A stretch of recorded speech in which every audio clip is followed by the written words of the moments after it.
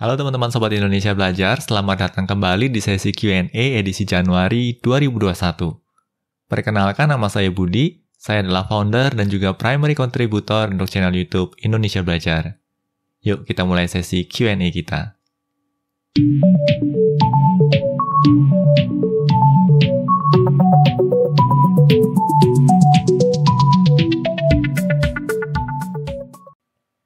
Oh ya teman-teman, sebelum saya mulai menjawab beberapa pertanyaan yang teman-teman ajukan, saya akan coba berikan beberapa updates terkait channel Indonesia Belajar ini.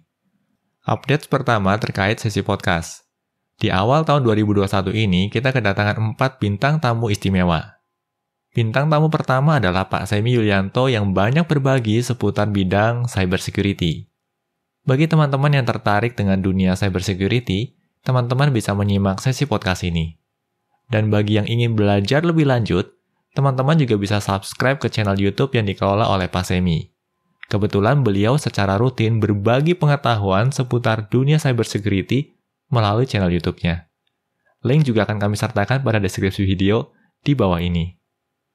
Bintang tamu kedua adalah Nurfirta Monariska, atau biasa disapa Mona.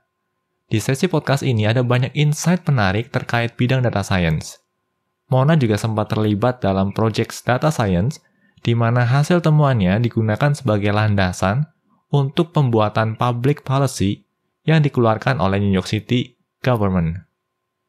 Bintang tamu berikutnya adalah Galuh Shahid, yang juga seorang co-host untuk podcast Kartini Teknologi.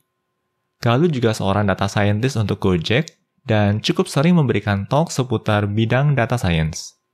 Pada sesi podcast ini, Galuh banyak berbagi insight tidak hanya seputar bidang data science, tetapi juga seputar peranan wanita dalam bidang teknologi. Oleh karenanya, jangan lewatkan sesi podcast ini. Kami juga sangat merekomendasikan untuk mengikuti podcast Kartini Teknologi. Link akan kami sertakan pada deskripsi video. Bintang tamu keempat di bulan Januari adalah Ibu Inggriani Lim atau biasa disapa Ibu Inge. Beliau termasuk tamu agung di sesi podcast ini. Kontribusi beliau bagi perkembangan dunia IT di Indonesia tidak perlu diragukan lagi.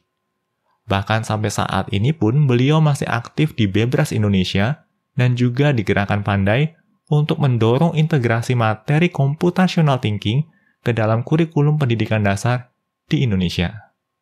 Oh ya teman-teman, di bulan Februari 2021, podcast Indonesia Belajar juga bakal mendatangkan bintang tamu istimewa lainnya. Oleh karenanya, pastikan kalian untuk stay tune terus di channel Indonesia Belajar ini. Updates kedua terkait seri belajar probabilitas. Materi yang disampaikan dalam playlist ini juga merupakan materi ajar yang saya gunakan untuk mengajar kelas statistika di kampus. Terdapat 8 topik bahasan dalam seri pembelajaran ini, yang harapannya bisa memperkuat dasar pemahaman teman-teman terkait topik probabilitas. Updates ketiga terkait playlist OpenSUSE. Ini merupakan playlist yang kami dedikasikan untuk mendokumentasikan perjalanan kami dalam mengadopsi OpenSUSE sebagai distro Linux utama kami di tahun 2021. Sampai dengan bulan Februari, kami juga akan terus mengelola playlist ini. Updates keempat terkait playlist Gaming on Linux. Playlist ini kami buat sebagai showcases bahwa sangat memungkinkan untuk memainkan game di Linux. Di bulan Januari 2021, kami memperkenalkan 2 buah game berbasis free open source software. Game pertama adalah Zero AD yang merupakan real-time strategy game, dan game kedua adalah Sonotic yang termasuk dalam kategori first-person shooting game. Updates kelima terkait Saweria. Sekadar informasi bagi teman-teman yang menerima manfaat dari video-video pembelajaran yang kami hasilkan dan ingin mentraktir kami, teman-teman bisa memanfaatkan Saweria. Link juga akan kami sertakan pada deskripsi video. Untuk bulan Januari ini, kami menerima traktiran dari 3 orang Sobat Indonesia Belajar. Traktiran pertama datang dari Bro Albert Suwandi. Pesannya adalah terus berkarya untuk mencerdaskan bangsa. Siap bro. Traktiran kedua datang dari Mas Sigit Dewanto. Pesannya adalah channel yang sangat bermanfaat sekali untuk anak-anak Indonesia yang mau belajar teknologi informasi. Keep up the good work, Mas. Terima kasih banyak untuk Mas Sigit atas apresiasinya. Traktiran ketiga datang dari Imran Ibnu Syamsuddin.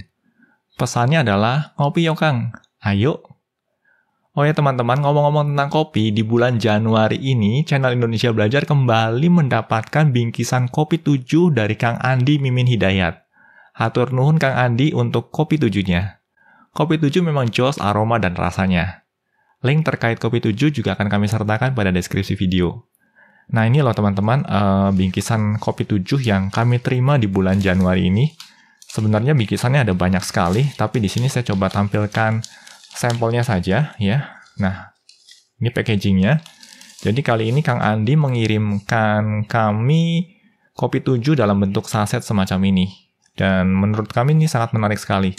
Jadi di sini ada berbagai warna ya. Setiap warna ini memiliki variasi yang berbeda-beda atau cita rasa yang berbeda.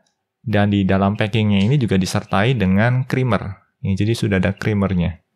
Rasanya jos banget, aromanya mantap, rasanya juga luar biasa. Jadi bagi teman-teman yang memang menyukai kopi, ya teman-teman bisa mencoba kopi 7 ini. Nah itu tadi adalah 5 updates yang bisa saya sampaikan terkait channel Indonesia Belajar. Selanjutnya saya akan coba menjawab pertanyaan yang pernah teman-teman ajukan sebelumnya untuk sesi Q&A edisi Januari 2021 ini.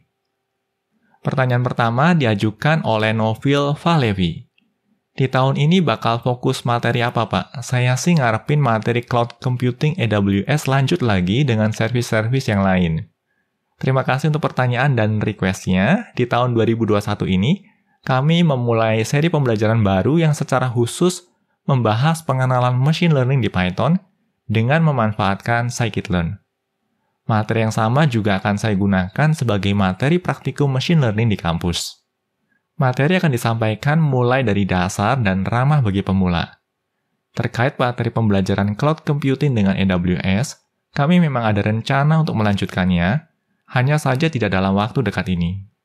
Pertanyaan kedua diajukan oleh Adit. Oh iya Kak, adakah rencana buat ngelanjutin HackerRank? Saya sangat suka sekali penjelasan yang diberikan tiap-tiap problemnya. Saya mulai mengikuti serinya dari awal Desember lalu, dan sekarang sudah selesai. Terima kasih untuk pertanyaan dan juga request-nya. Playlist HackerRank memang kami peruntukkan bagi teman-teman yang butuh berlatih logika pemrograman. Dan senang rasanya bila kasus-kasus yang kami bahas tersebut bisa bermanfaat. Kami memang ada rencana untuk melanjutkan seri pembelajaran ini, tetapi tidak dalam waktu dekat. Fokus kami saat ini masih pada penggarapan materi pembelajaran machine learning terlebih dahulu. Pertanyaan ketiga diajukan oleh Romi Dwi Putra. Apakah Bapak ada rencana untuk membuat tutorial Django? Terima kasih atas ilmunya, Pak. Terima kasih untuk request-nya. Untuk sementara waktu ini, kami belum ada rencana untuk membangun materi pembelajaran terkait pemrograman web dengan Python. Kebetulan saat ini masih berfokus pada area terkait data science dan juga machine learning. Tetapi di kemudian hari tidak menutup kemungkinan bagi kami untuk membahas materi seputar Django dan juga Flash. Pertanyaan keempat diajukan oleh Hendra Lijaya. Maaf Pak, untuk software engineer, selain bahasa pemrograman dan skill komunikasi yang baik dalam tim, apa yang dibutuhkan? Terima kasih untuk pertanyaannya. Menurut saya ini pertanyaan yang sangat bagus sekali. Terkait skill set untuk seorang software engineer dalam kaitannya dengan pertanyaan ini, bisa kita bagi dalam dua kategori besar atau dua bagian besar, yaitu hard skill dan soft skill.